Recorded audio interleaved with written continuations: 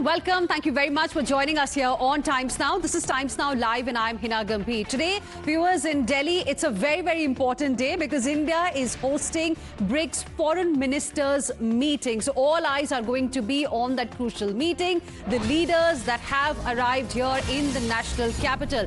BRICS 2026 now takes center stage with India hosting a high-stakes diplomatic power huddle at a moment of heightened global uncertainty. From regional security and trade to energy corridors and critical shipping routes, some of the world's most consequential fault lines are set to dominate discussions in New Delhi today and tomorrow, with tensions in West Asia casting a long shadow over the summit. The upcoming summit in September. Ahead of that, this is a very important ministerial meeting, first major ministerial meeting of the BRICS. The spotlight will inevitably fall on the high-profile meetings on the sidelines as well. Let me straight away go across to my colleague Shanjoy Chaudhary, who is joining us live right now for more on this. We have Mayank also live with us. Shanjoy, to you first. We're getting visuals of External Affairs Minister welcoming the leaders of BRICS members, but all eyes clearly are going to be on the meetings that will take place on the sidelines. So let's first of all talk about what is lined up when it comes to Iranian Foreign Minister Abbas Araghchi, because he is here in New Delhi and these leaders are also likely to meet the Prime Minister later today. At the same time, you've got US President Donald Trump, who's in China.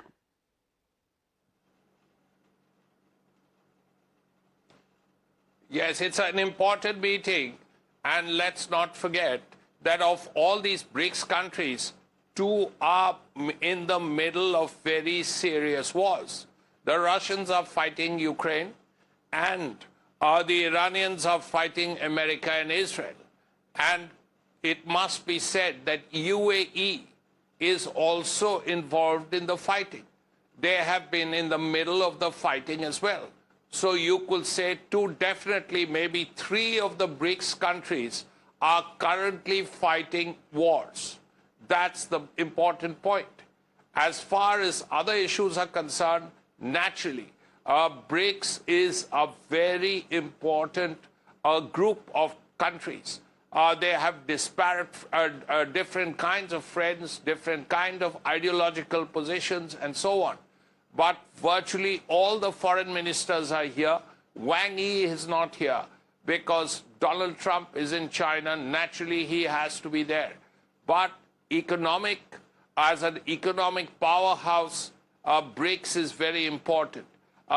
China is the second largest economy of the world. India is one of the top 5 or 6. Russia is a very important economy. The UAE also is an important economy in terms of production of oil and petrochemicals and so on. So we have to look at what their economic policies will be, or what their economic positions will be after the 2 days. Also importantly, how are they going to refer to the war? Because the UAE and Iran were on different sides of the war.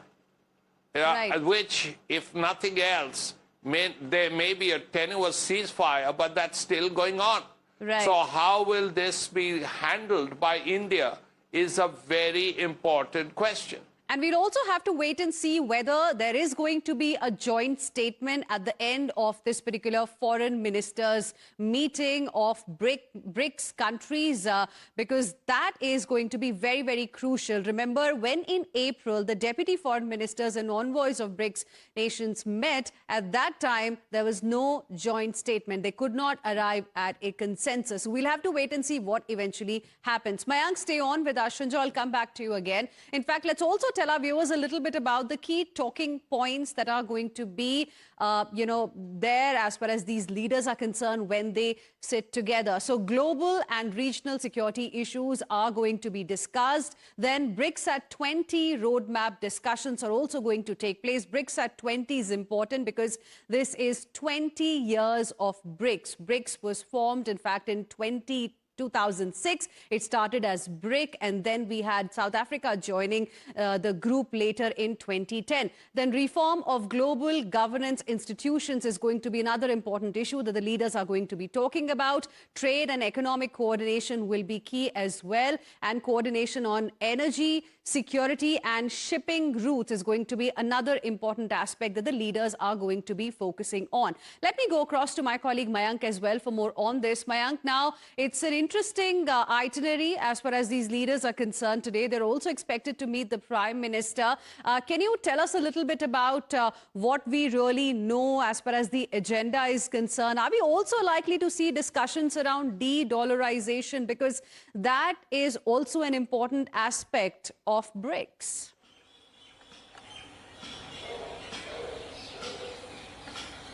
See, a very important point is actually these nations, the leaders, they represent almost 40% of the population of the world.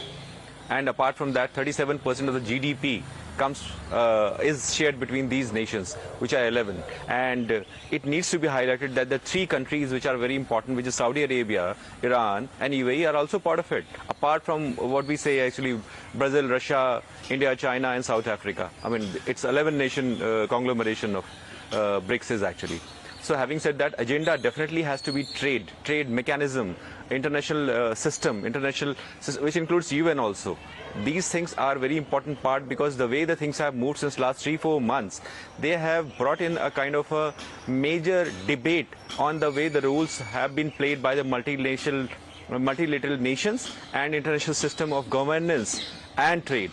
So we will definitely see the nations brick-batting amongst each other, representing multifarious thinking and thought processes and trade blocks, which will be talking about how to smoothen the things, the way they have got stuck in between because of the West Asia war which is going on right now. Right. And West Asia war also brought in debate of, as you have used the term de-dollarization, because the trade in terms of fuel and energy, it is being discussed and debated that whether it should continue the way it is or it should not.